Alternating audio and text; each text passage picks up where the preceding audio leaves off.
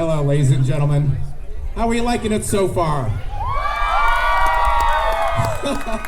Thank you all for showing. I mean, this turned out as wonderful, being that it was the first show of, of many to come. So, I'd like to bring to the stage right now somebody that you've probably seen before. He has a strong social media presence. He's a social media guru. Somewhat of an activist and somewhat of a whip, I would say. Likes to mix it up with people, and that's okay. I mean, as long as he's bringing awareness. But he also is the CEO, the director of Powered and Protected by Rainbows. I'd like to introduce to you Mr. Matt Haslam.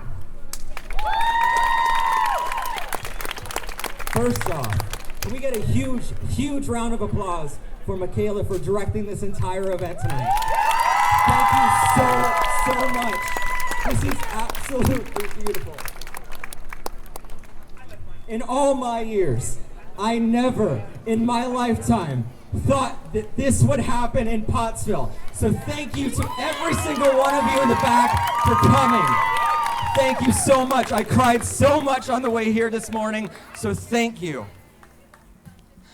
And before we continue, because, she mentioned I'm a social media guru and a whip, which is the first time I've ever been described as a whip, which is wonderful for the gay community. We're filming here tonight for Powered by Rainbows, which this entire broadcast here tonight, the entire 7-hour broadcast, will be available tomorrow or Monday, depending on when we can edit, on Powered and Protected by Rainbows on YouTube. So, with that, we need a thumbnail for that video, and I see no other spot better than right here, right now. So, as the camera passes, smile and wave. Oh, as soon as I can, you think I would know how to run a camera.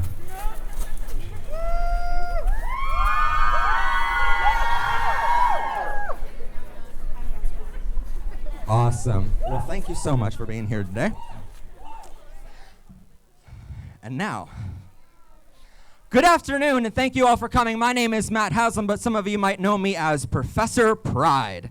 Today, I'm here representing 3 amazing organizations called Powered by Rainbows, the Pennsylvania Equality Project, and the Schuylkill County LGBTQ Club.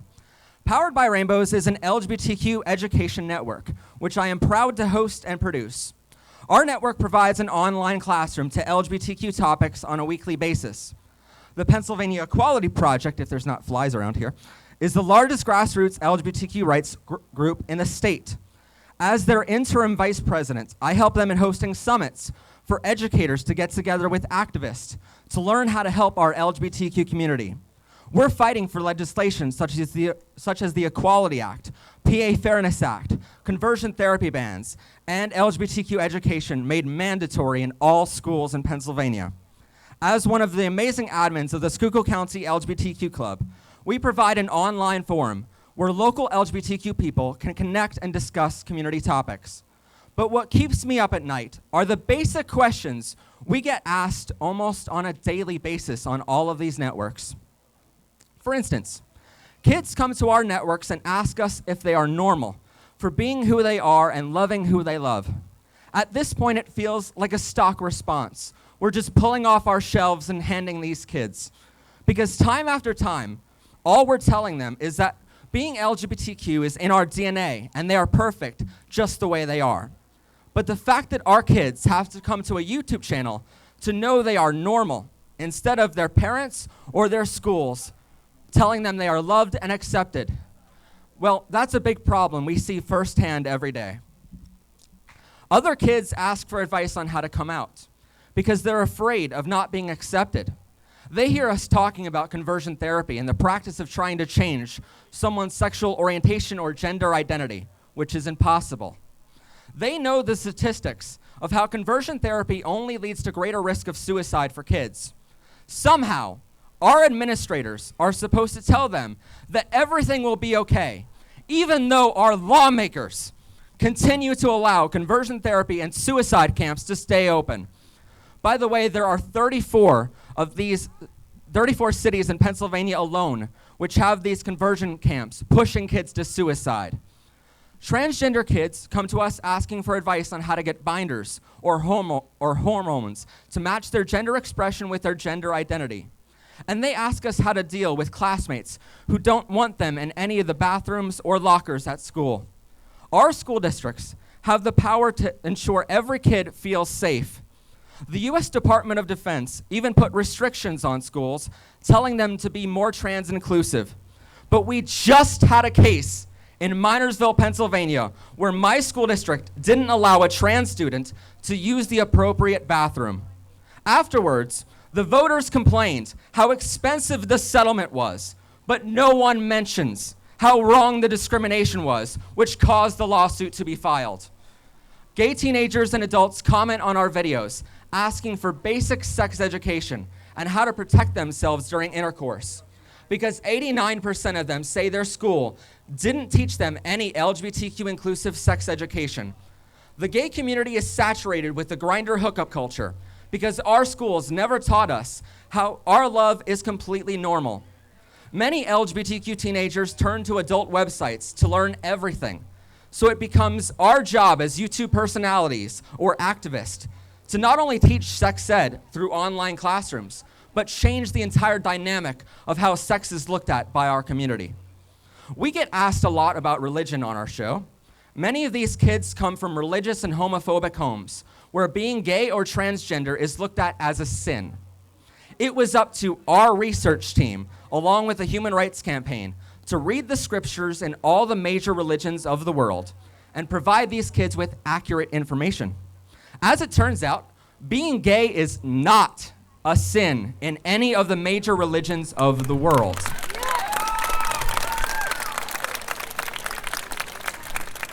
You know, funny story, I went to St. Ambrose School in Schuylkill Haven, and we had an entire speech on how being gay is a sin. I learned 25 years later that was a lie, and that's despicable. And that means that some pastors who preach about love are spreading hate to our LGBTQ community on a weekly basis, telling kids God doesn't love them.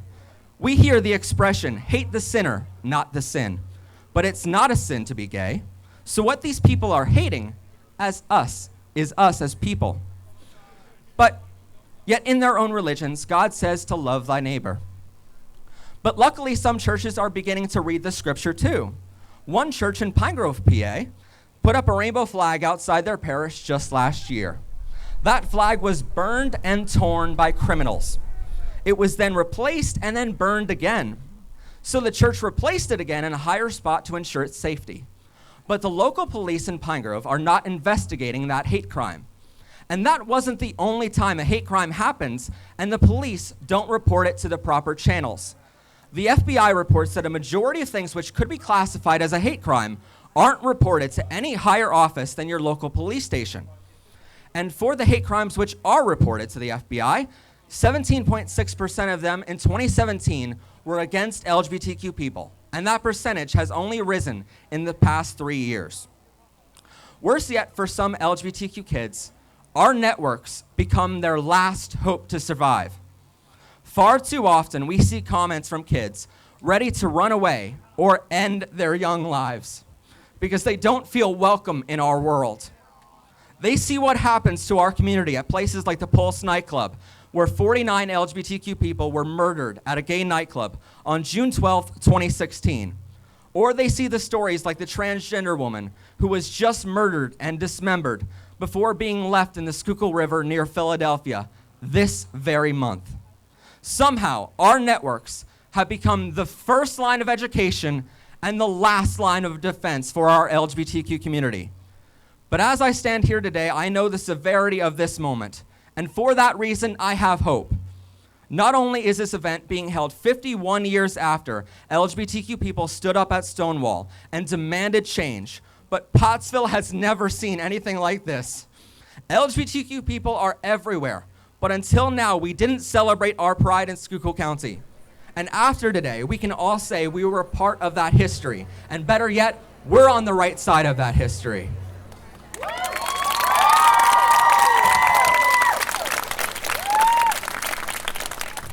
In 1946, my uncle was born in Mahanoy City, PA.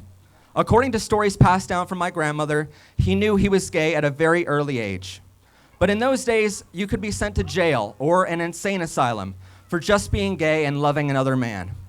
His father never accepted him for being gay, so he changed his name to Jeffrey Blake shortly after high school. He also joined the military and fought in the Vietnam War. But being gay was against the rules of the military back in those days, so he had no choice but to hide it.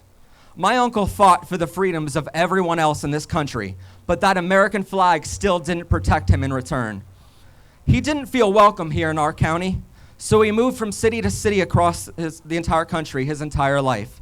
But even in those cities, he had to hide his love, and he was only able to show his love in underground bars like Stonewall Inn. I wish this was just a nice way to introduce him to the stage next, but he passed away a few months before I was born in 1992. Jeffrey passed away from AIDS-related causes, but perhaps if we had LGBTQ education in our schools, he would still be here today.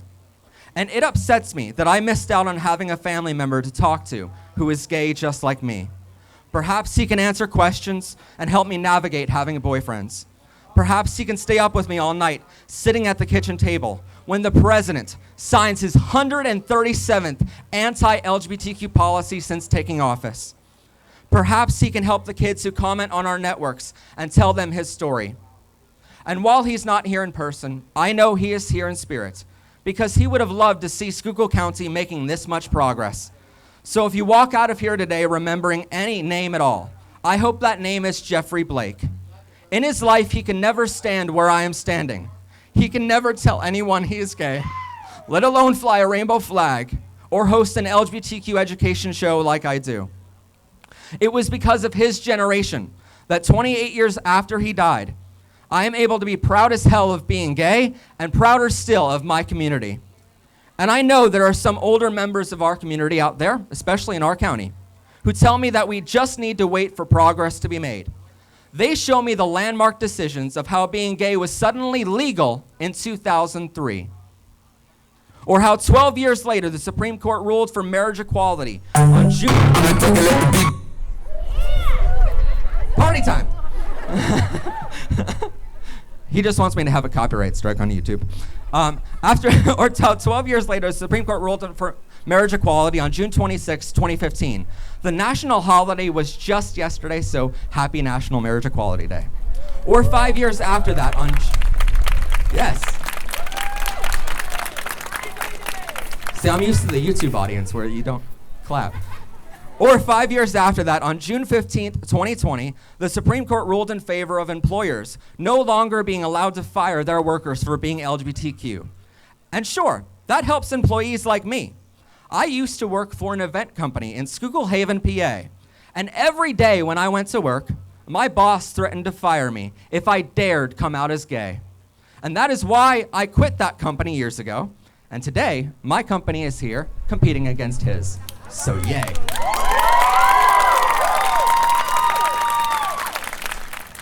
But when there are lives at risk, we cannot wait for tomorrow.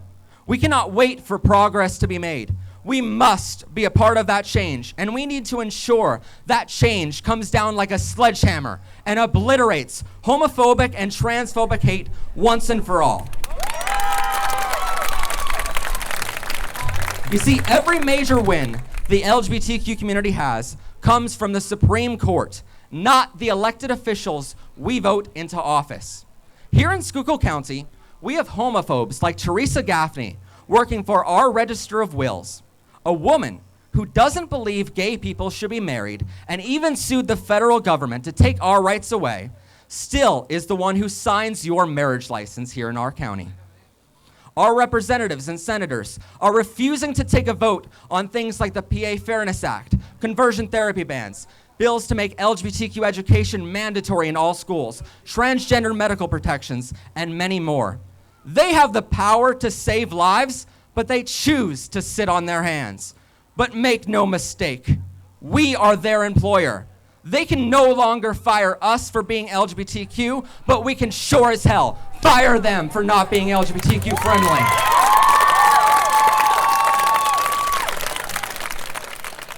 As our employees, They have to answer to us for their inaction. And last November, our groups demanded they answer for that inaction.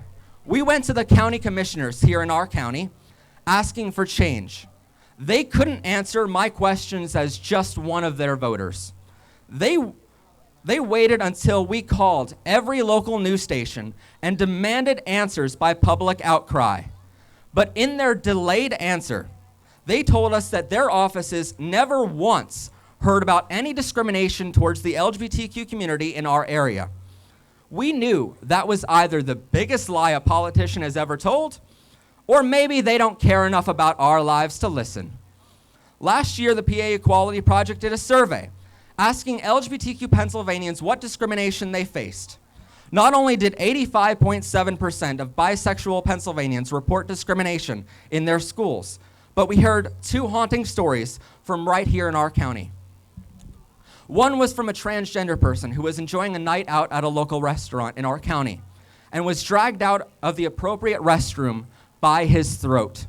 He was sexually assaulted in another restroom in our county. And he was even discriminated against by the local hospitals because he is transgender, with medical professionals refusing to help him. He even quotes to us, "To call these experiences discrimination doesn't even feel right. This is terror. This is horror. These are bruises on my body. This is a broken nose. This is blood all over my face when I come home, and my girlfriends worry about me going to public spaces. This is me being afraid for my life." End quote. Another story came from a gay man in Schuylkill County. After marriage equality passed, he got married to his longtime boyfriend. And then one day, he needed to go to the hospital. The emergency room workers denied his husband from coming back into the ER with him because they didn't feel that his marriage was valid. When his husband showed them a picture of their marriage license on his phone, still he wasn't allowed back into the room. Needless to say, if you have to carry a picture of your marriage license on your phone, just in case the hospital won't let your husband into the room with you, that is not what equality looks like. Today, we are standing only a football field away from one of the hospitals in our stories here tonight.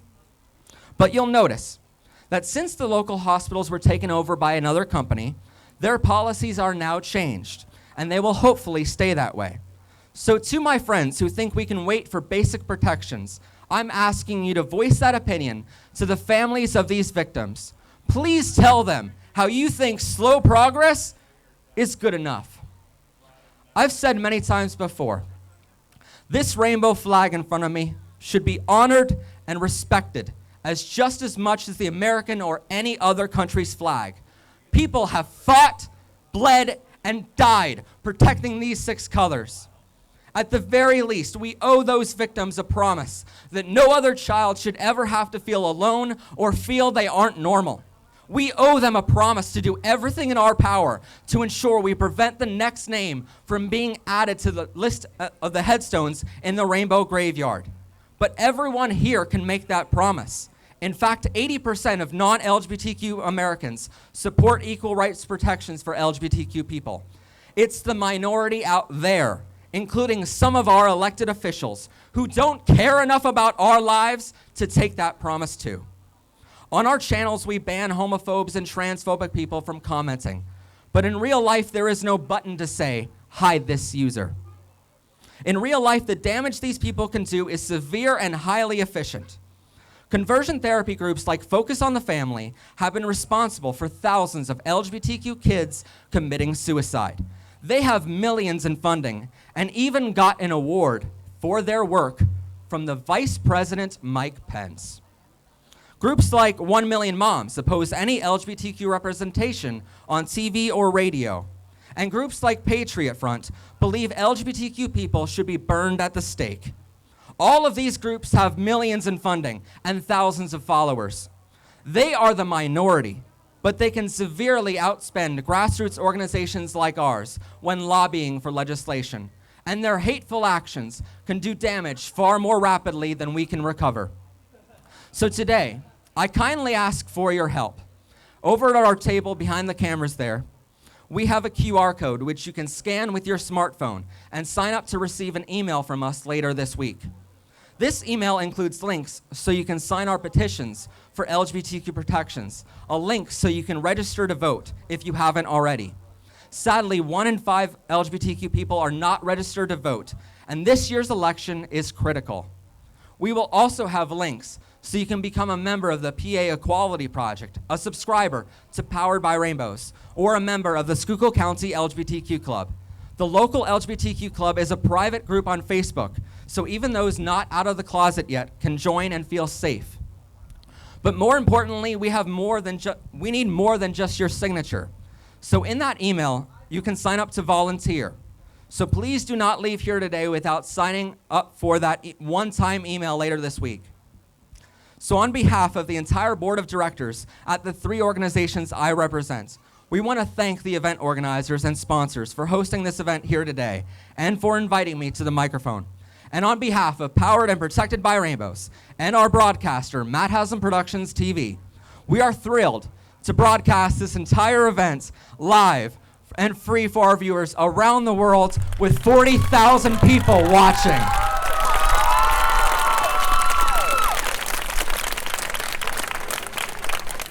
And before I go, because I absolutely love my tribe in the LGBTQ community, I would like to say, pause out for pups. I am Professor Pride. Thank you all and happy Pride Month. Watch Powered by Rainbows Season 3, only on MHP TV.